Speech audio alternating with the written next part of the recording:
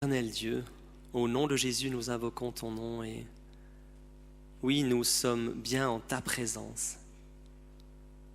Nous voulons nous rappeler que tu nous as élevés en fils et filles de ton royaume.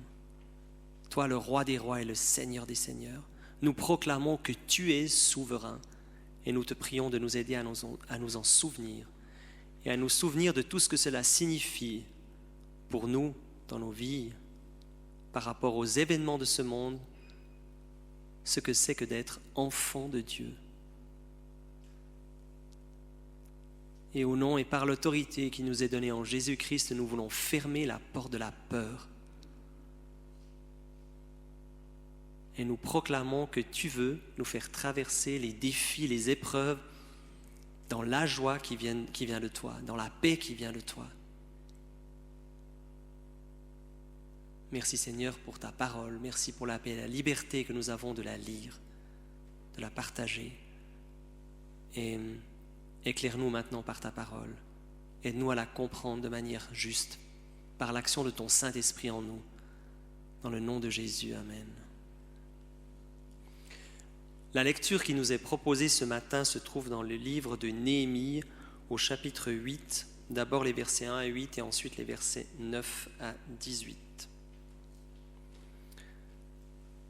Quand arriva le 7e mois de l'année, tous les Israélites vinrent des villes où ils s'étaient installés. Le 1er jour du mois, ils se rassemblèrent d'un commun accord à Jérusalem, sur la place située devant la porte des eaux.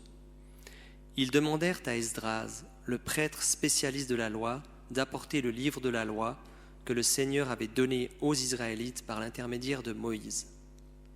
Esdras l'apporta devant l'assemblée, composée des hommes, des femmes et des enfants en âge de comprendre. De l'aube à midi, Esdras se tint sur la place située devant la porte des eaux, et il leur lut à haute voix le contenu du livre. Tous écoutaient attentivement cette lecture.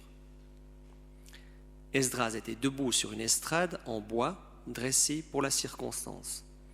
Il avait à sa droite Matithia, Shema, Anaya, Uria, Hilkia et Maseia, et à sa gauche Pédaïa, Michaël, Malkia, Hashum, Hashebadana, Zacharie et Meshulam. Il était donc placé plus haut que l'assemblée. Lorsqu'il ouvrit le livre, tout le monde le vit et se tint debout. Esdras remercia le Seigneur, le grand Dieu, et tous répondirent « Amen, Amen » en élevant les mains. Puis ils s'inclinèrent jusqu'à terre pour adorer le Seigneur.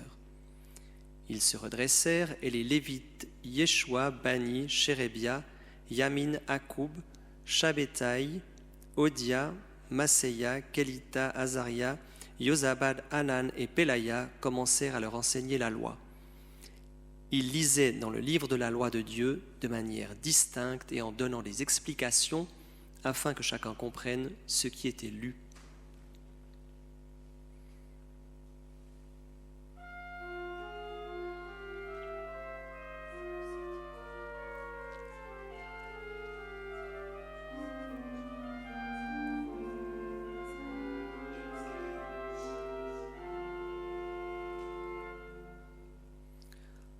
Toute l'assemblée se mit à pleurer en entendant cette lecture. C'est pourquoi Néhémie, le gouverneur, Esdras, le prêtre spécialiste de la loi, et les Lévites qui expliquaient le texte leur dirent « Ce jour est consacré au Seigneur votre Dieu. Ce n'est pas le moment de vous affliger et de pleurer. » Esdras ajouta « Rentrez chez vous, prenez un bon repas, buvez d'excellentes boissons et partagez avec ceux qui n'ont rien de près, car ce jour est consacré à notre Seigneur. Ne soyez pas dans la tristesse. La joie qui vient du Seigneur vous donnera la force. » Les Lévites, eux aussi, apaisaient le peuple en disant « Calmez-vous, ce jour est consacré à Dieu, ne soyez pas dans la tristesse. » Alors tous rentrèrent chez eux pour manger et boire. Ils partagèrent leur repas avec ceux qui n'avaient rien et se livrèrent à de grandes réjouissances. Ils avaient en effet compris le message qu'on leur avait communiqué.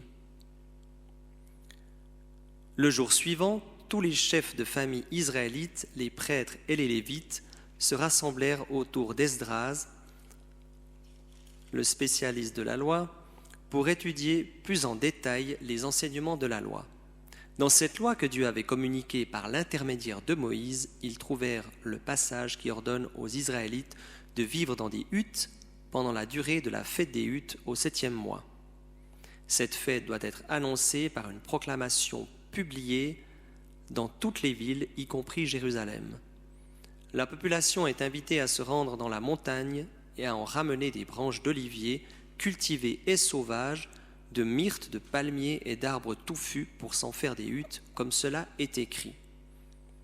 Alors les Israélites allèrent chercher les branchages pour se faire des huttes, les uns sur le toit en terrasse de leur maison, d'autres dans la cour de leur maison, d'autres encore dans les cours du temple, d'autres enfin sur la place de la porte des eaux et sur celle de la porte d'Éphraïm.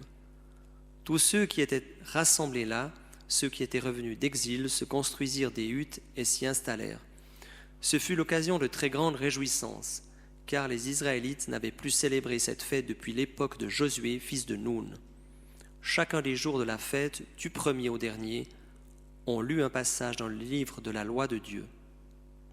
La fête dura 7 jours et se termina le 8e jour par une assemblée solennelle selon la règle établie. Voilà, oula, c'est fort. Vous êtes réveillés, c'est bon. Nous arrivons à la fin de ces 3 prédications, cette série de 3 prédications qu'on avait voulu sur le thème de la reconstruction. Il y a eu Gérard, il y a eu Tsir, et puis je vais finir cette série aujourd'hui. On avait choisi de retraverser ce livre de Néhémie qui reparle d'une reconstruction parce que c'est pas comme si dans nos vies il n'y avait pas des choses en ruine. C'est pas comme si dans notre société il n'y avait pas des choses qui avaient besoin d'être reconstruites. Et on se disait c'est vraiment le moment de parler de reconstruction. Et comment on reconstruit? Et comment on fait ces choses quand dans nos vies on a besoin de reconstruire des choses ou autour de nous et dans nos églises aussi. Alors c'est la dernière.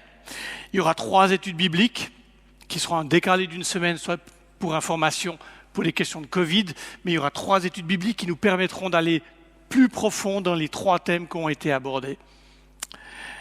Et j'aimerais aujourd'hui vous amener un rappel, quelque chose que je vous ai déjà dit, et puis 3 choses. Alors le rappel, il est celui-ci. Il est que l'Église, elle n'est pas faite pour ceux qui y viennent. À la différence d'un club de foot qui est fait pour ceux qui aiment jouer du foot et un club de pétanque pour ceux qui aiment faire de la pétanque, l'Église, elle est justement pas faite pour ceux qui y viennent. C'est un archevêque anglican qui le disait pendant la Deuxième Guerre mondiale. Il disait l'Église, elle est faite pour ceux qui n'en font pas partie. Elle est faite pour ceux qui n'y vont pas. Elle n'est pas là pour nous et nous sommes là pour les autres. Et nous devons nous penser, nous organiser pour être là pour les autres. Et Dieu sait que c'est compliqué. Mais de transformer le monde, d'être impliqué autour de nous, c'est ça notre appel. En dehors de l'appel de l'adoration qui consiste à nous tenir devant notre Dieu. Nous voulons dans cette paroisse une église pertinente pour la société et nous voulons une église qui ait des services pour cette société. Et ce n'est pas si simple que ça. On est bien dans nos murs. Historiquement, on est bien dans nos murs. On est bien enfermé dans nos murs aussi. Alors on ne veut pas d'une église qui se concentre sur elle, qui s'occupe d'elle-même. On ne veut pas non plus d'une église qui revienne à l'ancien modèle où l'église et la société, c'était un peu l'église qui régnait sur la société. Ce n'est pas ça qu'on cherche. Et on ne cherche pas non plus une église qui se cantonne aux religieux, parce que c'est ce qu'on va faire si on écoute ce qu'on nous dit. Oh, la foi, c'est pour l'intimité. Ne l'amenez pas au dehors de votre cercle intime, de votre vie intime. Gardez-la pour vous. Et, si possible, qu'elle ne franchisse pas la barrière de votre bouche. Ici, dans le texte de Néhémie, nous avons un leader politique, c'est Néhémie, et un leader religieux. Et les deux, ils ont collaboré pour reconstruire Jérusalem. Ils ont eu chacun des rôles différents, mais ils ont collaboré. Et les voilà, sur scène, les deux. Et ils mènent ce peuple à la fin de la reconstruction. On voit une vie de foi qui n'est pas déconnectée de la vie de la cité. On voit un peuple qui reconstruit le temple, mais qui reconstruit aussi les murailles. On voit un peuple qui non seulement reconstruit l'adoration et l'autel, mais qui va aussi reconstruire tout le système économique. On voit un peuple qui se lève et qui reconstruit. Pas seulement pour eux, mais pour tous ceux qui habitent à cet endroit-là. Et nous sommes probablement une de ces églises qui a été paralysée par la sécularisation. On nous a dit, le monde est désormais sécularisé, retournez dans vos murs. Rentrez dans vos églises et restez-y. C'est ça le discours de la sécularisation. Alors il ne s'agit pas de reprendre sa place comme église, comme avant. Ce n'est pas ça la question. Il s'agit de prendre sa place dans la société comme jamais auparavant. D'une façon probablement complètement renouvelée. Mais il y a une place à prendre. Mais ce discours de la sécularisation, il nous habite. Nous sommes des chrétiens sécularisés, c'est-à-dire qu'on pense dans ces catégories-là. Vous savez que l'Israël est sorti d'Égypte, ça leur a pris quelques jours pour sortir d'Égypte. Mais ça leur a pris 40 ans pour que l'Égypte sorte de leur tête. C'est pour ça qu'ils ont tourné en rond dans le désert pendant 40 ans. C'est parce que pendant 40 ans, ils pensaient encore comme en Égypte. Ils pensaient encore comme des esclaves. Et il a fallu tout ce temps pour que l'Égypte sorte de leur tête. Et il faudra probablement tout ce temps pour que tout ce discours sécularisé, que les gens disent ce qu'ils veulent, c'est égal. La question, c'est pas ça, c'est qu'est-ce que je pense, c'est comment je réfléchis.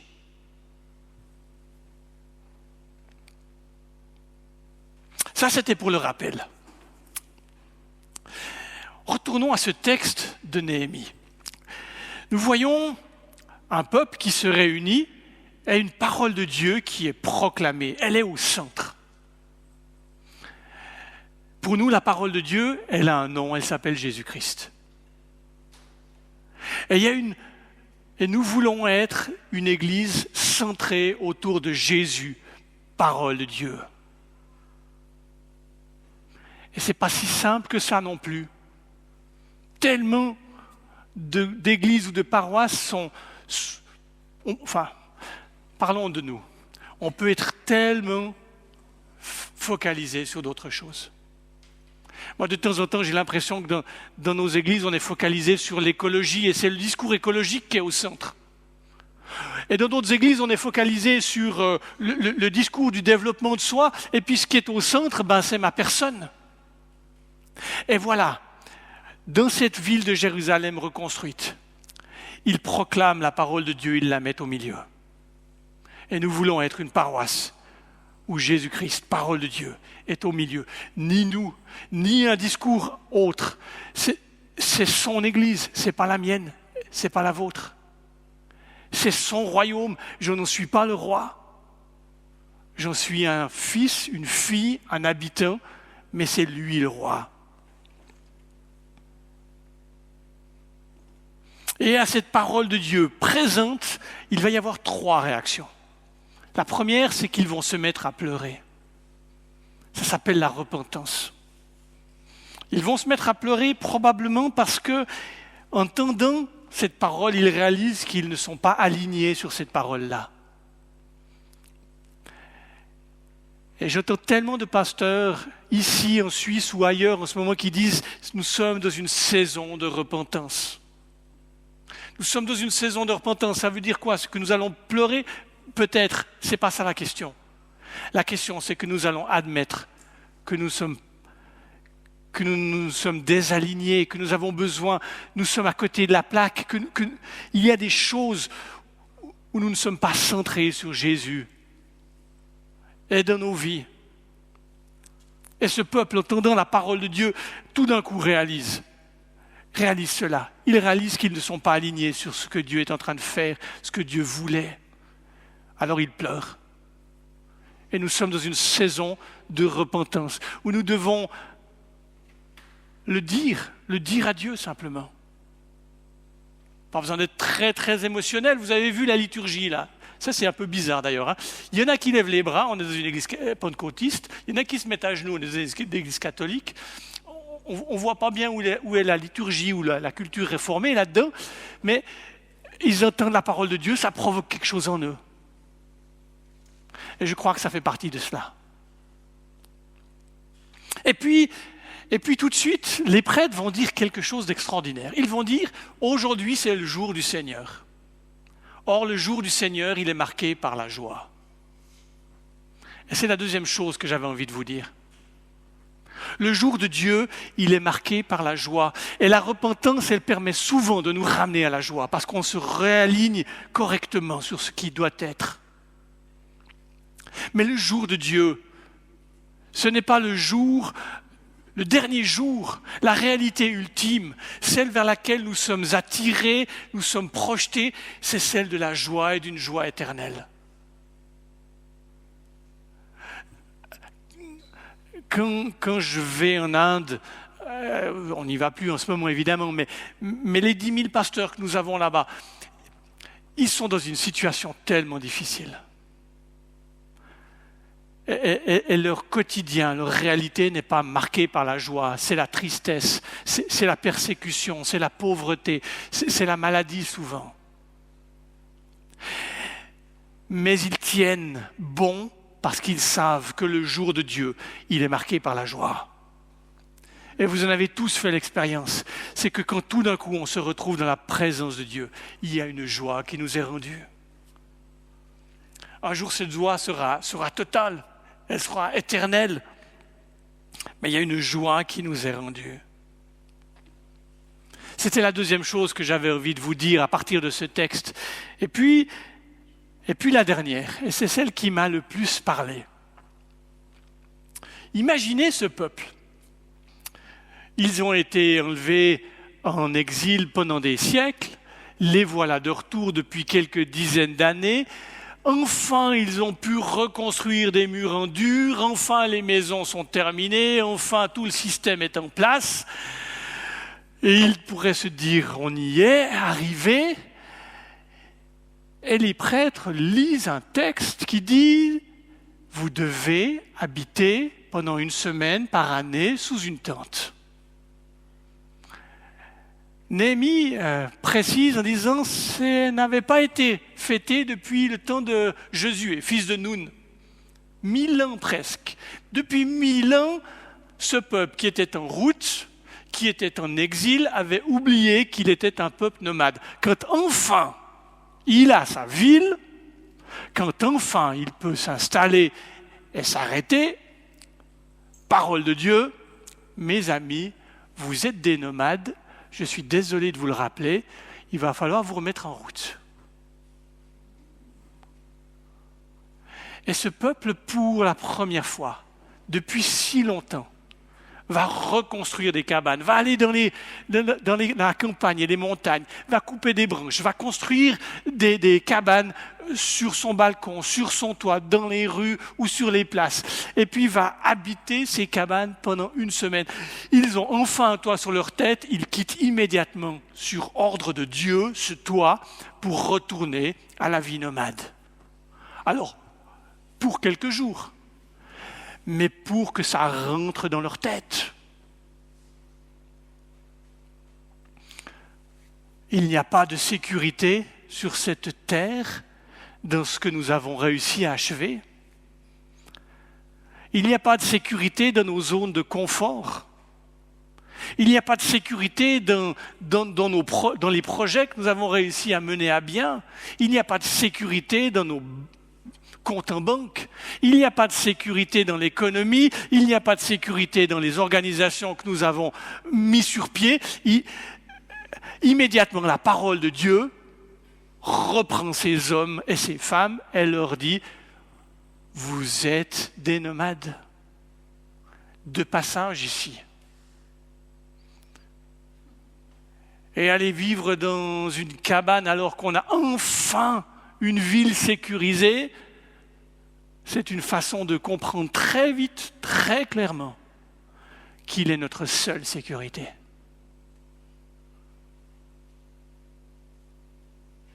Je ne sais pas où cette crise vous pousse intérieurement. J'entendais un ami qui prêchait, et Dieu sait que c'est un homme posé, pondéré et même introverti, enfin voilà, très calme. Et c'est Tom Bloomer, l'ancien doyen de l'Université des Nations. Et Tom disait ceci, il disait avec son petit accent anglais et son flegme, il disait « Cette crise va durer 7 ans ». Et on se disait « Oh mince !» Elle va durer 7 ans parce que pour l'instant, on espère juste qu'elle va vite s'arrêter pour revenir à nos bonnes habitudes. Pour revenir à nos sécurités, pour revenir à nos fonctionnements, pour revenir à nos paradigmes, pour revenir à nos manières, à nos façons de faire. Alors, est-ce que ça durera 7 ans ou pas? Dans 7 ans, on ira parler à Tom Bloomer, hein? J'en sais rien. Mais moi, ça me parlait. Ça me parlait d'un peuple qui, comme dans le livre aux Hébreux, la lettre aux Hébreux, dit « Voici tous ces hommes et ces femmes qui sont décrits au chapitre 11. Ils sont tous morts en croyant en Dieu. Ils n'ont pas reçu les biens que Dieu avait promis, mais ils les ont vus et ils les ont salués de loin. » Écoutez cette phrase. « Et ils ont affirmé qu'ils étaient des étrangers et des voyageurs sur la terre. »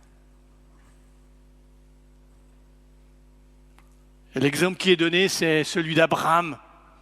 Abraham qui aurait, arrivant dans le pays qui lui avait été promis pour pu s'installer, et choisi de ne rien posséder dans ce pays, si ce n'est un bout de terrain pour enterrer sa femme. Et la lettre aux Hébreux nous dit parce que, en réalité, dans sa tête, il y avait quelque chose d'autre. Quelque chose qui le poussait plus loin. Une cité qu'il ne pouvait pas trouver sur la terre parce que c'était une cité céleste. Alors je ne sais pas comment vous vivez cette crise et tous ces remue-ménages qui vont durer 1 fois, 2 fois. Est-ce qu'on ira jusqu'à 7 comme dans certaines famines dans l'Ancien Testament? On verra. Mais je sais qu'il y a une parole de Dieu sur nous en ce moment qui nous dit, mes amis, vous vous étiez installés et vos sécurités n'étaient pas en moi. Alors remettez-vous en route. Alors ils ont affirmé et ils ont eu ce dialogue intérieur dont je parlais au début du culte et ils se sont dit à eux-mêmes, nous sommes des étrangers. Nous sommes des nomades. Notre sécurité est en Dieu et en Dieu seul. Je vous invite à la prière. Nous voulons, Seigneur, nous repentir. Oui, nous voulons reconnaître que nous avons souvent mal posé les choses, mal pensé les choses, mal organisé les choses. Nous reconnaissons, Seigneur, que nous n'avons pas été alignés sur Jésus, parole de Dieu. Nous reconnaissons que nous avons été centrés sur d'autres choses, focalisés, et que nous avons valorisé d'autres choses.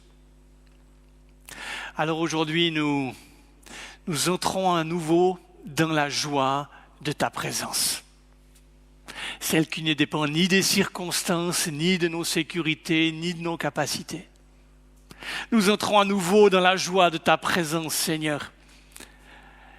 Et aussi solennellement qu'en ce jour, dans les rues de Jérusalem, nous proclamons que nous sommes des voyageurs sur la terre.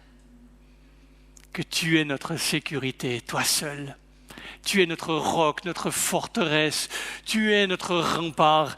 Tu es notre présent et notre avenir.